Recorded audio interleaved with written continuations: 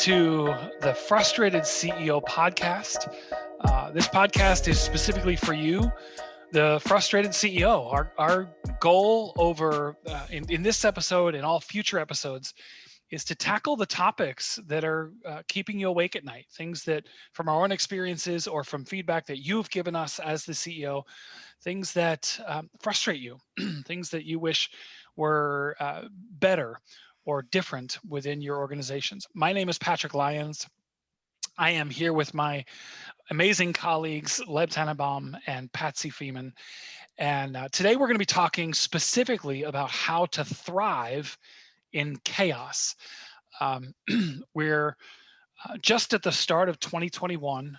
2020 was, in a lot of ways, a year from hell. A lot of things that we just didn't plan for.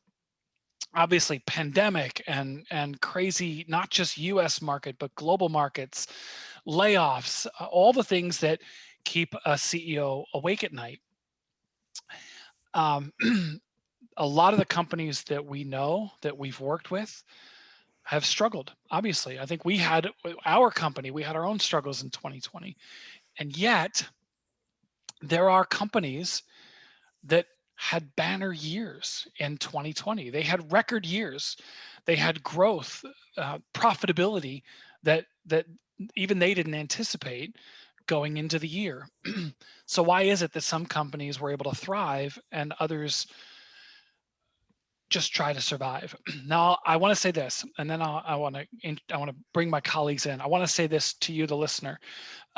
We spent a lot of time preparing for this episode and trying to be very thoughtful and not at all sound, what's the word? Help me. Insensitive. Insensitive. Thank you, Leb. Not wanting to seem insensitive to you, the struggling CEO or the frustrated CEO who's really been trying everything and nonstop stressing, worrying, trying, working to manage through the chaos. Our goal today is not at all to be insensitive and do any kind of finger pointing for things that you haven't been doing. It's actually the opposite, to hopefully remind you how in charge and capable you actually are. To try to share some experiences, ideas that other people have implemented that have enabled them to thrive in chaos. So that's our goal. That's my lead in. Let me bring in Leb and Patsy. Good afternoon, both of you. Hello, Hey, Patrick. You guys ready to do this? Yeah, let's go forward. Yeah, Absolutely. yeah.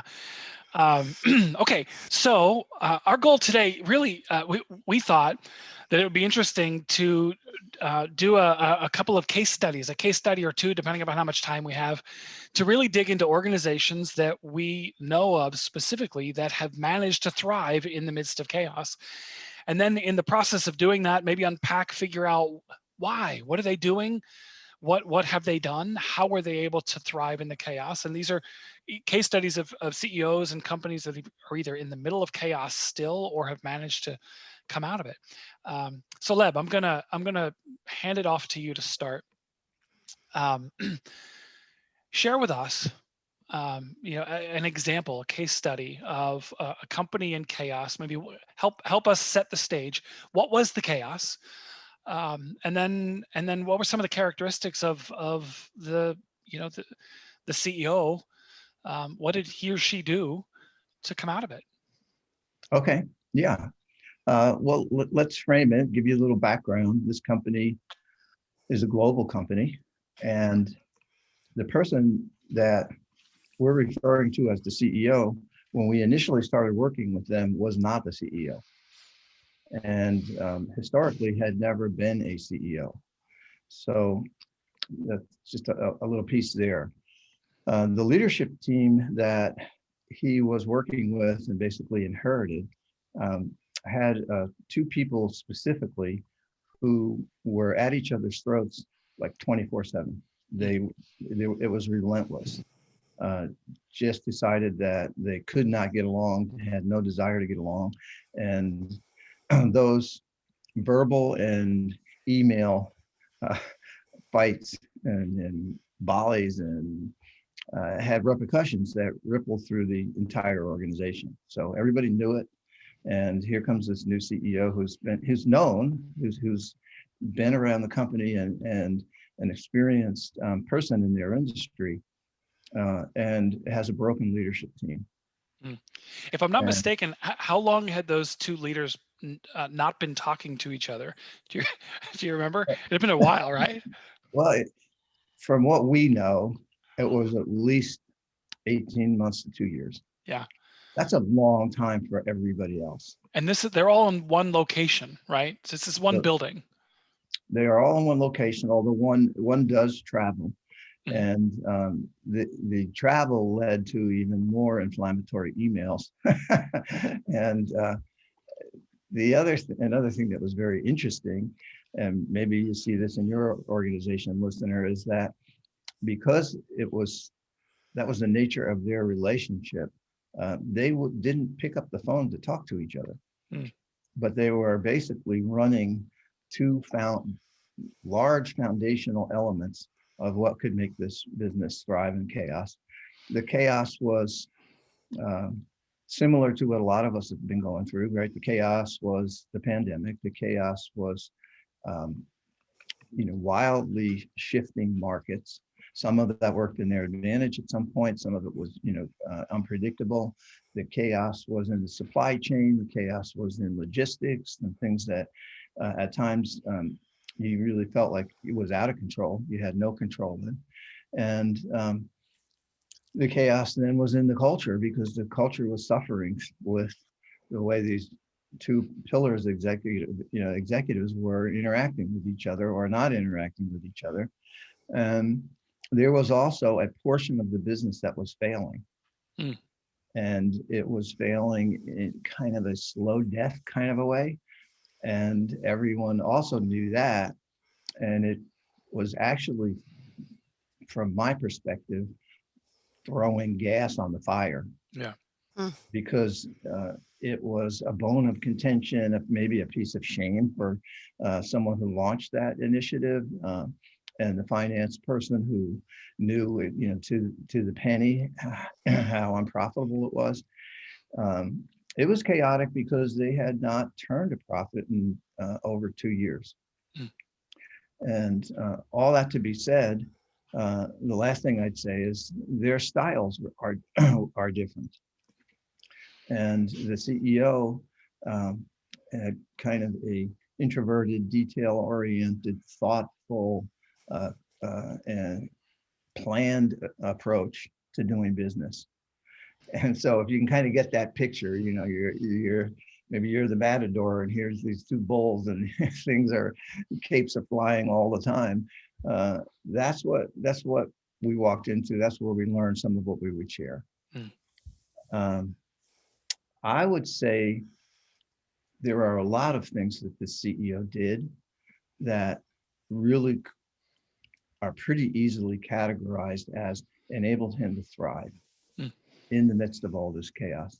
But not only because he's the CEO, and regardless of style, it also enabled the organization to start to get its feet under it again, to start to begin to thrive.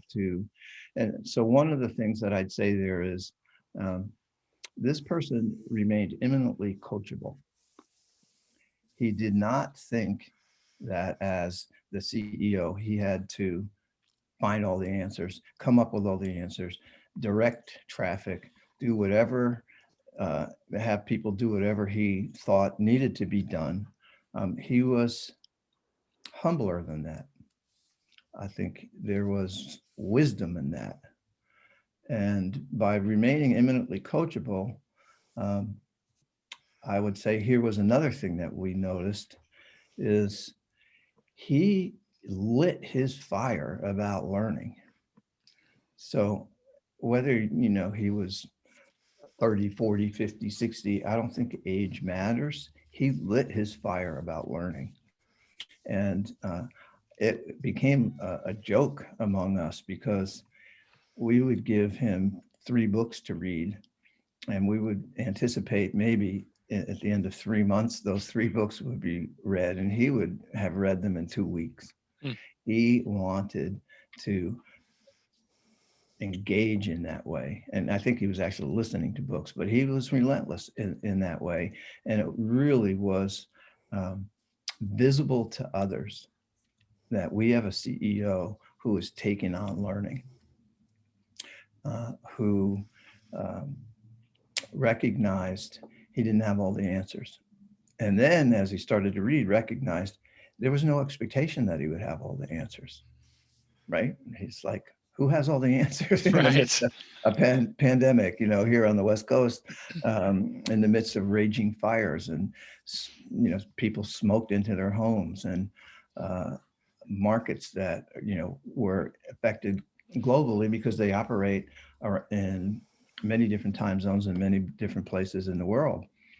Um, so I'll pause there for a minute, just, kind of let that sink in. Here's this person who's like just so coachable, so much a learner. Uh, the other thing is, I think we've all seen frustrated CEOs who decide, well, I just have to get rid of one of them, Mm. So, right? so a leader coming into that exact situation, I've got leadership at odds. I've got to pick one or the other and make a move. Right, right. I got to place a bet here, or I'm going to pick the one that I get along better with, Mm-hmm. or I'm going to I'm going to quietly go around and talk to everybody and say, who should stay here because Yeah, this can't continue. that's often the easier way to go, isn't it? Right? It's like I can solve this problem instantly by getting rid of half of the equation. Right. And it's not like privately, like in coaching, it's not like we didn't talk about that may be the inevitable outcome. But at the same time, that wasn't, and so maybe this is a way to categorize it. There were no quick fixes. In the midst of all this chaos, I don't believe many of us would agree, oh yeah, I found the quick fix and everything got better and we've started thriving, Yeah. right? Um, and anybody else jump in whenever you want, but along with that, I would say that because this particular person's, the CEO's style was detail oriented, they started making better decisions with more data. And it's pretty easy, I think, especially looking at 2020, to either get frozen by the data coming in, because some of it was so negative, or get, uh, you know, well, I guess paralyzed and frozen are pretty similar, but also to just like, I, I got to do something and just jump into things that Yeah. don't really make sense. Um, this person had a pretty steady hand on the rudder and really was willing to um, slow down and analyze data to help the organization and himself and the leadership team make better decisions. Patsy, you were just agreeing with don't make quick decisions or don't make rash judgments. Tell me more. I'm just struck by our propensity to either get frozen and do not or get reactionary and just, have heads roll instead of the confidence, but also the willingness to just stay in that unknown and get the kind of resources you need, whether it's for yourself as a coach or more data to make the right decisions. And that takes a pretty strong, valued, caring, keeping your eye on the mission and values of the organization sort of CEO.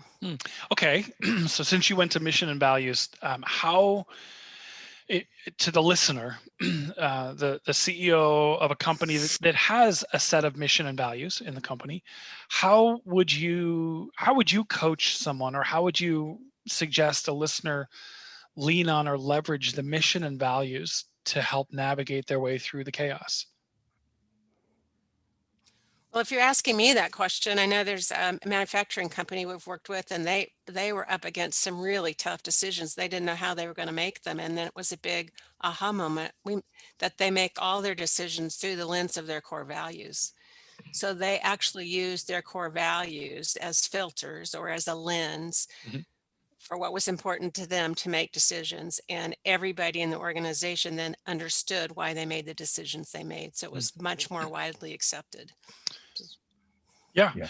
And I find when you sometimes people have a hard time, sometimes your employees have a hard time connecting the dots between what you're doing and why, right? The impetus. So I would, if I were working with that CEO, if I were guiding that CEO, I'd say, my guidance would be not only use them, but then make that part of the communication. Hey, this is what we're doing, and we're doing it because this ties back to this value, and that's who we are, right? I think that's there's wisdom there in that. So often the chaos, sometimes the chaos is self-inflicted, right? It's like, okay, we've made, Leb, you were talking about, hey, we made a bad investment in this area of the business and it's not profitable. So sometimes the chaos comes from self-inflicted wounds. But again, look at 2020. Nobody anticipated the pandemic. No, that's no one's fault. It was thrust upon you. How do you respond? And in the absence of those things that you can control, you have to retreat to what you can control. Who are we? And no matter what the chaos no matter what the chaos is, no matter what caused it, no matter what it looks like, how do I go back to who I want to be, how I want to show up, who we are intended to be, and what our mission is, and um, that we should be able to stick to that no matter what is happening around us. Right. Yeah.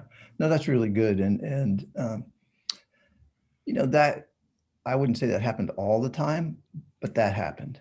And that happened because that CEO really believed in those values and was willing to behave in those values. Now, you get a little stickier when two of your top leaders are struggling to demonstrate living those values. Yeah. Right. And that's where I think as a CEO who's frustrated by things like that might also say, I am the CEO and I can speak honestly to things that aren't working and ask for a change, ask for improvement. And so this particular CEO did do that, but also demonstrated it while doing it.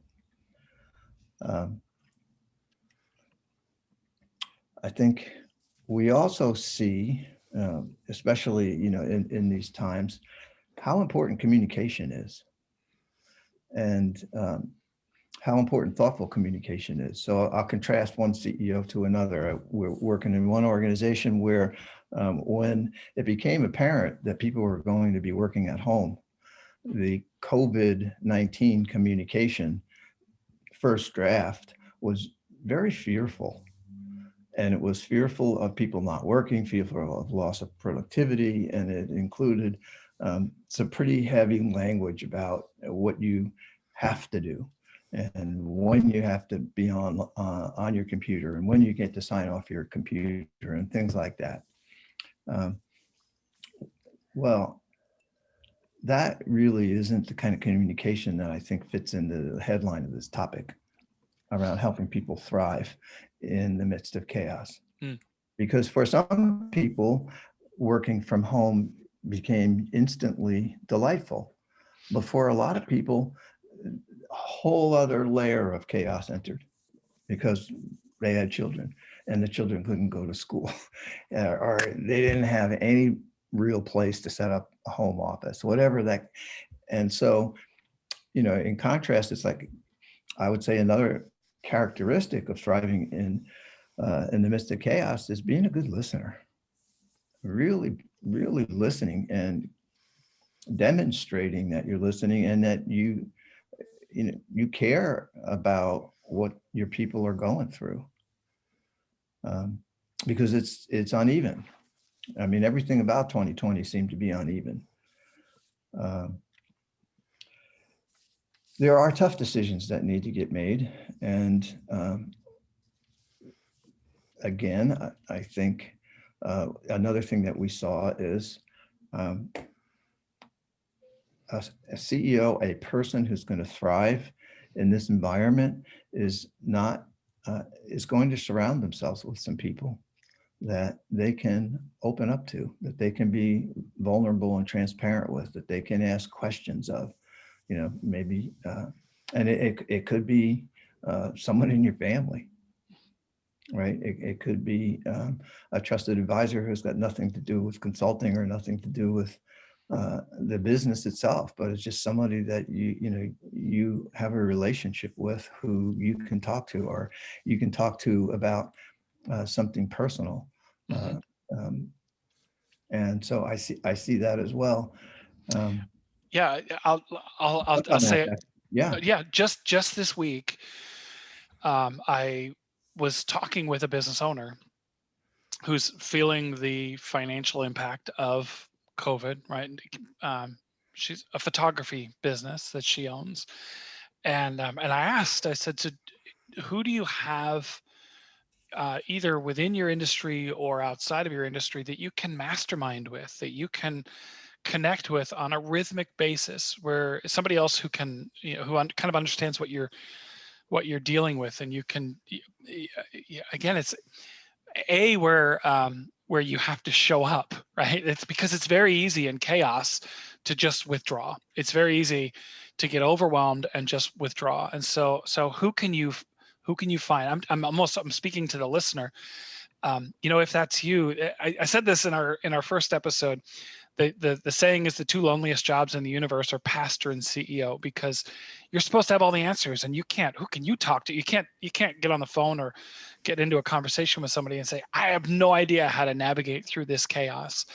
And yet that's a myth I think that's a lie that we believe, that keeps us isolated and really keeps us from getting the help or the answers that we might need. So, Leb, to your point, surround yourself with wise counsel. And if that's somebody else that you can mastermind with on a rhythmic basis, if it's a loved one or a trusted partner or advisor, just somebody that you can be authentic and real with, and yeah, it's Mhm. really valuable. Yeah. I think, a couple of other things. Sometimes the problem grows. Uh, Let me use a body analogy. You have something, like your knee is giving you pain, and it's giving you a fair amount of pain. And you start focusing on the knee, and you start focusing on the pain, forgetting that you have a whole other body. You have another knee, you have two legs, you have two arms, you have two hands, you got a Right. head, right? And so I watch, I call it step back, but um, just recognizing that there are times when it's just good to step back and breathe. That's a whole other thing, breathing. Um, but to step back and maybe take a whole picture view of what might be a pressing problem. And the CEO that we're talking about, he's able to do that. Um, and I think people appreciate that. And whatever it takes. Another thing is, and this has been a pressing issue. Has been a pressing issue for me in the midst of 2020. Is I need physical exercise, and so if you are off your game, like maybe before all of this, pressure and this, you know, fight to survive, and then get past that and find a way to thrive. Hmm. um, and you used to run, or you used to swim, or you used to walk, or whatever the case may be, is like, just find a way to do it. Yeah. uh, The there, the Go sorry, ahead. as the analogy that comes to mind there, I've used this in conversations. When you're on a plane and they're giving you the safety instructions, and they say, hey, if there's a drop in cabin pressure, the masks are going to drop. Put yours on first, and then worry about putting it on a child or someone else. And so in the midst of chaos, right, if you're not taking care of yourself first, there has to be an element of making sure that I'm feeding my mind, my body, my soul. Patsy, I know you are big on this, on mindfulness, and on making sure that you can show up well. I don't know. What advice do you have for a listener who's struggling or maybe feeling guilty about putting themselves first? Well, it will be a topic we'll detail in our next episode. So I'm glad that you're asking me that question. I think it's just to recognize that we can't lead others unless we're leading ourselves first, and that is in Mhm. many ways a counterintuitive move.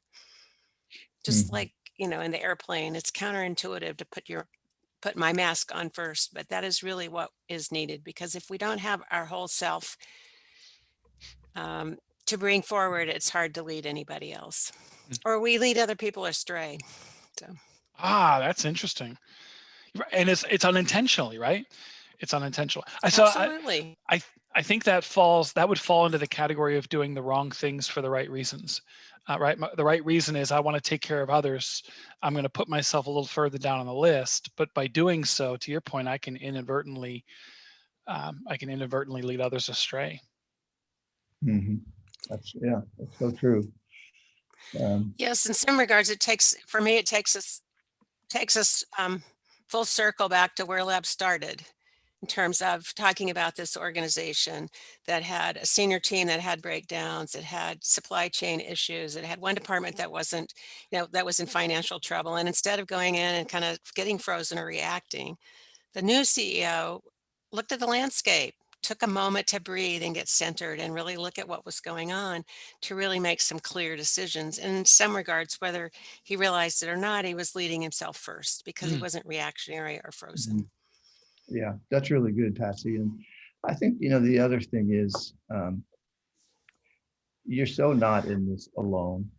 And,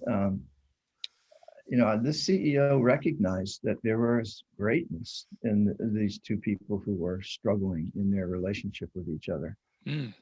They had tremendous value to offer to the organization.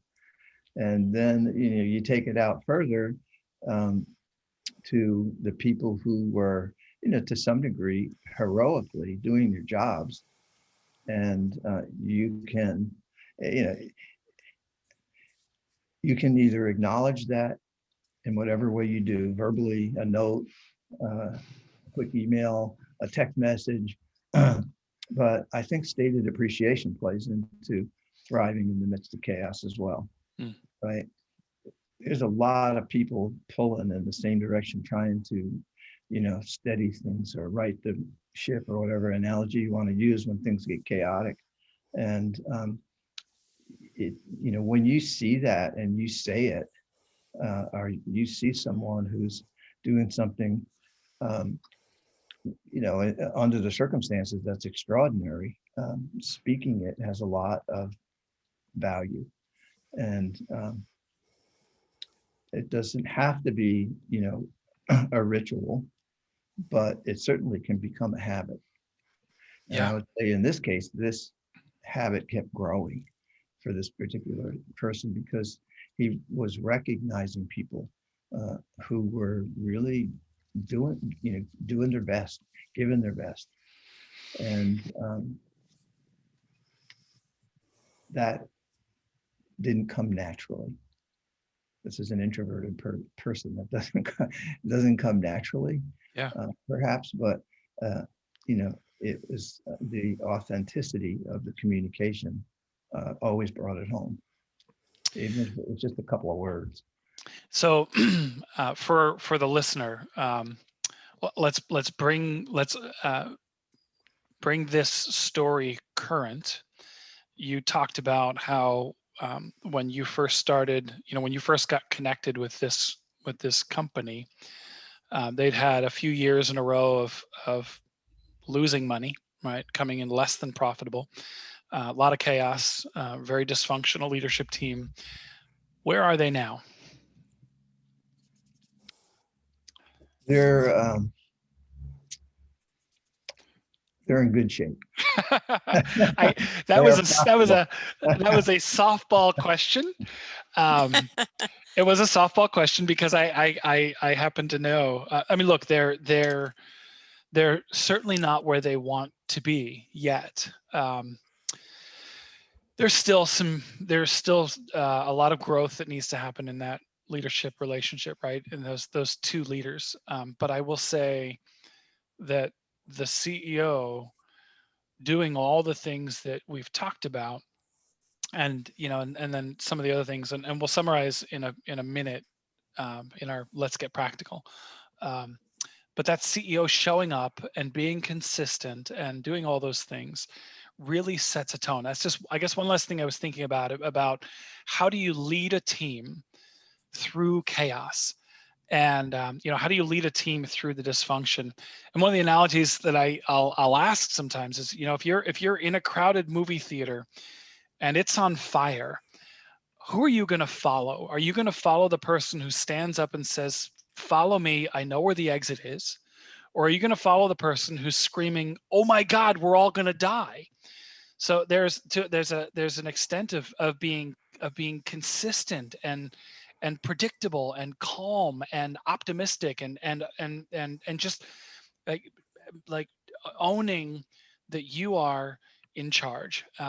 You can convey so much trust and confidence in others and lead them through chaos, and you can thrive. So I feel like we could talk about this for an hour.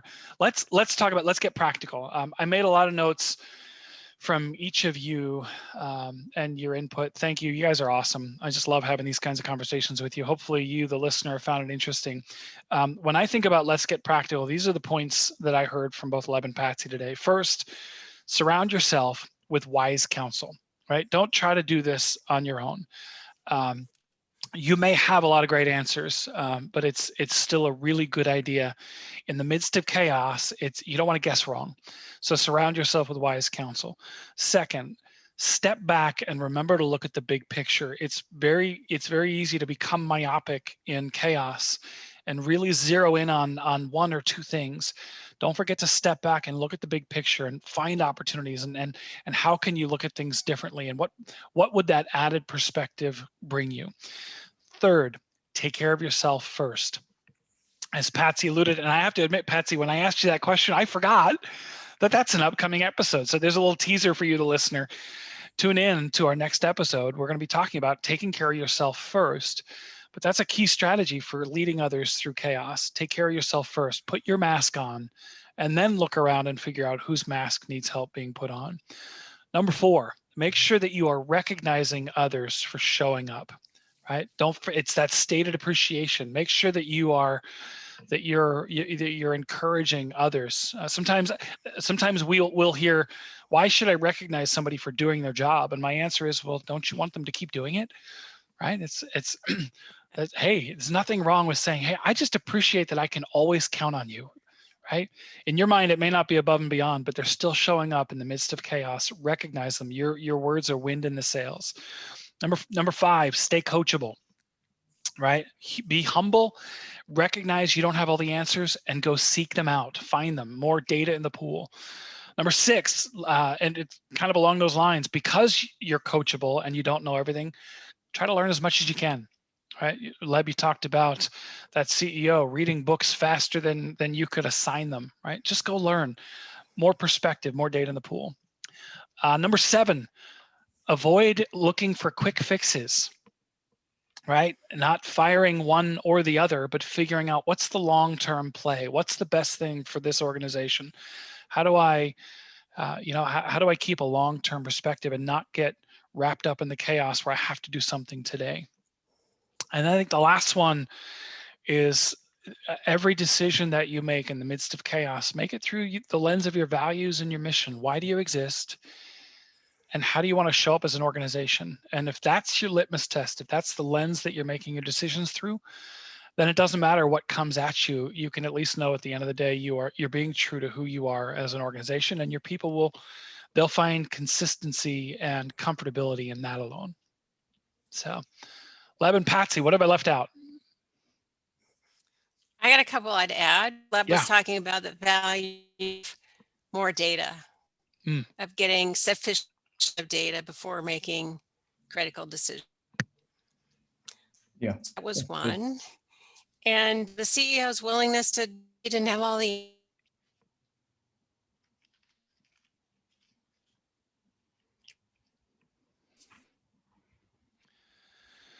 All right.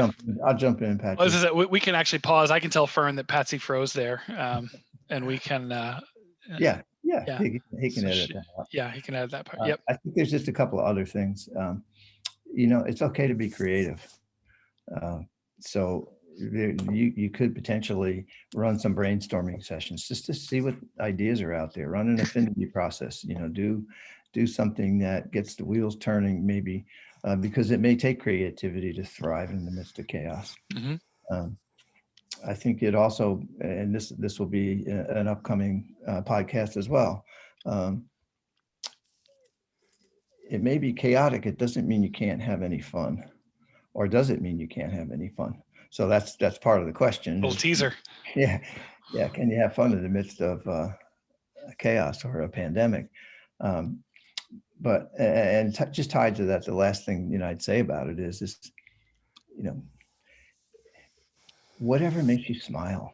I mean, if you want to look at a picture of someone dear to your heart and it makes you smile, if you want to read a comic that makes you laugh, if you want to bookmark a couple of TED Talks that have funny moments, or whatever the case may be, that's okay. It's staying loose when it's the body wants to tighten up. Any of those things that can be helpful to you. You're the leader, you're the CEO, you're frustrated, but that doesn't mean it has to overwhelm you.